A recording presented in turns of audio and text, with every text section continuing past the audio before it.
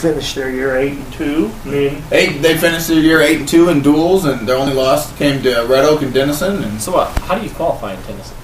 to get to state, Yeah. You play in districts. individual. Team wise, you have to finish in the top 2 in a district, and same individual wise, but they play them at different times. They play like team duels. yeah, it's So it's like wrestling. Yeah, exactly. Well, how wrestling was. Yeah. And so, and it's the same thing in individually or in doubles. You can only play one. You can either enter as an individual or as doubles, and then you have to finish in the top 2 in your district, and you qualify for state. So any of the girls got a shot? I think so. I don't know exactly what Coach Dowse is planning on doing with the girls when they go there, but the Pearsons most likely are going to play doubles. Oh, They're the defending state champions, so they're going to win the district in doubles. So if he puts his number 1 doubles team of Mackenzie Johnson and Serena Mohart as playing doubles, I think they have a good shot at finishing second behind the Pearsons and qualifying.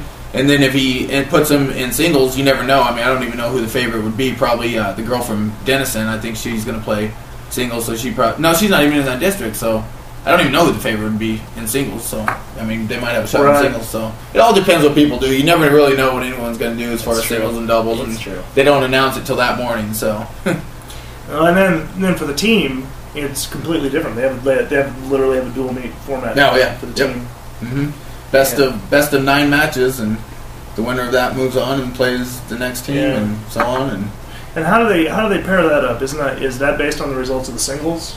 No, It's just random, and it's basically the same as same teams that are going to be in your district individually are going to be in your district team wise. They just make a tournament out of it. Yep. Mm-hmm. And Shenandoah, I believe, is hosting the first round of districts this year. Oh, really? So, yeah. And they're also hosting the individual district. Oh, right on. So, yeah. Huntley was telling me he thinks he could beat any of them. Oh, we probably tennis, could. yeah. I don't doubt that. Left-handed. Left-handed and blindfolded. Yep. He's a wicked server. I could play doubles on my single side. Oh, could you? I have been. Plays doubles by himself. I've been known to be pretty good at tennis. All right. Very good. He uses his height and range. Yeah, actually, one of Shenandoah's best tennis players comes from Sydney. Come from Germany. Originally from Germany via Sydney. Via Sydney. Yep. I did not know she was. I randomly one day got on your website and saw her on there, and I was like, I had to look at it twice. I'm like, no way. What website is that, by the way? SWIsports.com. I got it. First try. That is the website. Yeah, she was definitely a welcomed addition to the Shenandoah team this year. I know that she's played number 2 for them all year. She's only lost 1 time all season. So she played Heath. She lost. She did play me. Well, she lost to Heath unofficially, but the official count, she only lost to Rachel Pearson, which that's who hasn't lost to Rachel Pearson. Emily and Rachel have neither one have ever lost in the Hot 10 or in the state of Iowa, playing individually, playing singles. Neither one's ever lost. So, who hasn't lost to them? But that's the only match she's lost all year. Very good. I'll beat them. Yeah, she will. You will. You'll take those Pearsons down a notch. She's drinking milk. But yeah, they. Wouldn't it make more sense if the girls from Germany? Shouldn't she go to Hamburg? Would make more sense than Sydney. Yeah, you would think. Hamburg! Because there's Hamburg in Germany. Yeah, no, I get it. You get it? I get the joke. Yeah, if she was from Australia, maybe go to Sydney. Yeah. And she's from England, she go to Essex. Right? Exactly. Right? Exactly. I'm with you there. Yeah. Weird, huh? And she's from Indian Nation, so you go to Shenandoah. There you go. Right. There you go. We got it all sorted out. Anyway, so I think that's basically what's going on. But how about you, Heath? What else have you been hearing? Any scuttlebutt? Any rumors? Any rumors? Go ahead. Shoot us any some inside information you got? Hit us with something interesting. Something interesting. The rumor was that Conrad Sane was going to try to go all 4 in the 4x8 mile, 2 mile, 800. And then wrestle Nate Meyer. Yes. Yep. For the king of the track meet, they were going to wrestle me. I don't like Sane's chances. He's definitely giving up some size in that. That would be a tough foursome if he goes with all 4 of those events. Well, I guess he had some kind of infection, a sinus infection. He's just getting over it.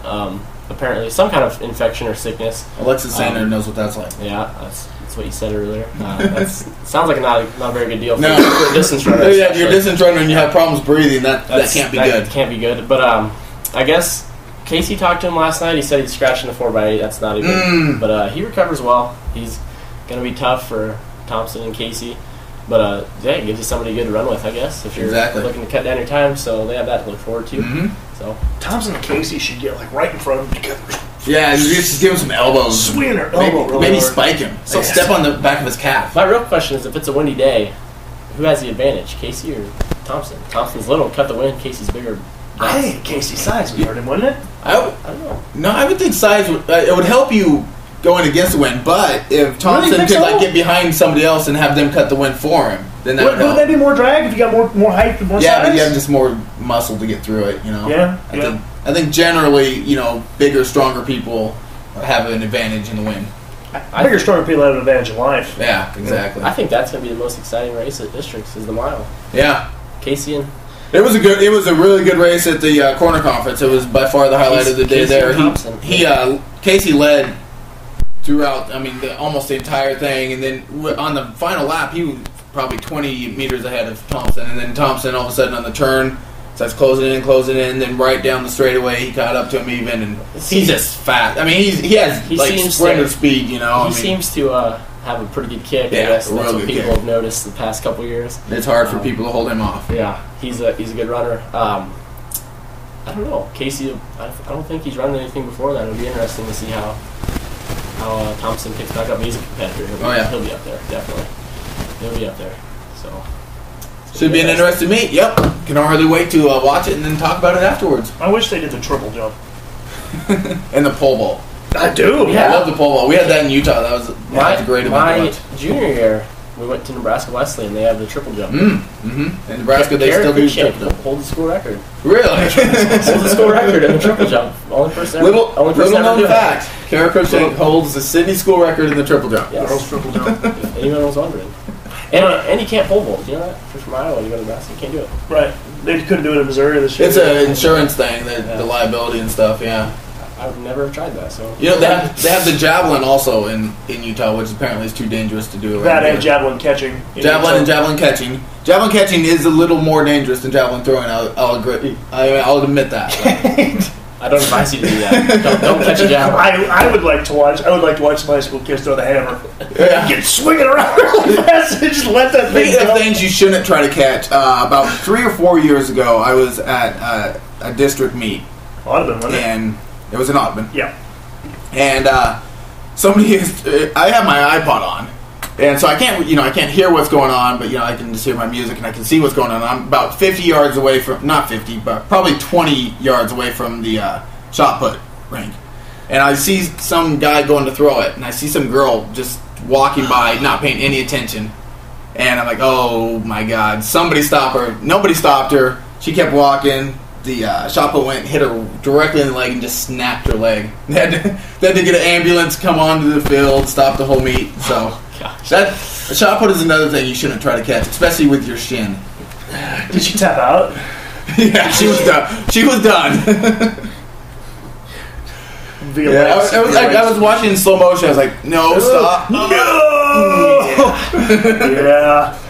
Oh, man. I could only imagine the sound it made. Like I said, all I could hear was my music, but I can only imagine the snapping sound it must have made. So you watched it? I watched it. You watched it? Yeah.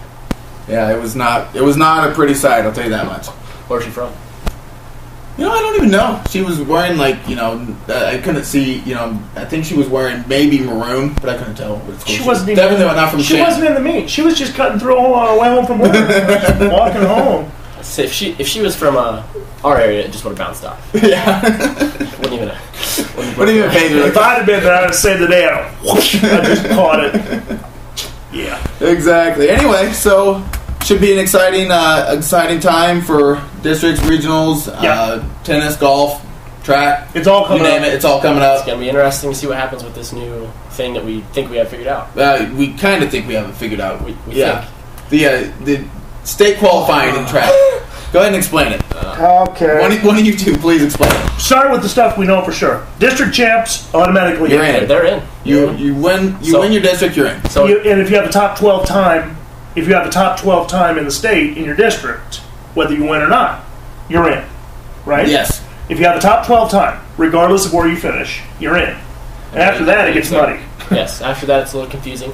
So my cue for everyone that's going to listen, win. Win. Yeah, win. Make it easy on yourself and just win. Don't get second. I think, the way I understood it, I know I've probably said this a couple times, but you get third and you don't make the benchmark. Which is top 12. Which is the top 12, you can't make it. You can't make it. Even if you have the 13th fastest time, which realistically you'd think that would be the logical way to do it. Just take the, I don't know. District champs and the next 12 fastest times would be the logical way to do it. Yeah. But it's like we were discussing, I guess they're trying to still put some relevance on the districts. You know, and also you have to adjust for variances. Like every track is going to be different. Yeah. The temperatures, Winds. from the east to the west are going to be different. Yeah, the wind can be blowing 30 miles an hour in one place, and it can be rainy, and then another place no wind and sunny. Yep. Or so you have to take that into account a little bit. So I don't want it to all be. I wouldn't want it all to be based on just time. Right. But that's just me personally. I think you go out there, you beat your competition that day. I mean, then you know what you're running against, you know what you have to do, and or you win and you make it. You win and you make it. Then you don't have to worry about it. Just win. Yeah, I wonder how long people are going to have to wait to see if they qualify. If you're a second or third place winner, is it going to take till next morning, or do you think they're going to have? That's what it's always been for the girls. The girls have to get up early the next morning. First race is going to be awesome. What 3,200 is that first race? It's whatever you say it is. For 3,000 for girls is the first race, and then 4x8 boys, 4x8 girls, 3,200. 3,200 is going to be a dogfight. Yeah, it's going to be a good one. Yep. It's insane. Yeah. Yeah. No, I can't wait to see that. Anyway, now that we've thoroughly confused everybody on how to qualify for the state, including each other, I'm still confused. I still don't understand. I'm sorry. Yeah. Everybody, I think that's about it for today. I think we're done. We would like to definitely thank Heath Huntley for coming on, being our guest, and a little local color, a little local talent. Exactly, impart some knowledge on state us. tournament experience himself. He knows what he's talking about. You long jumped to the state. I did. It's tough. I was the first jumper of the day. It was tough. Were you really? Yeah, I was. Don't do that. I advise you to not do that.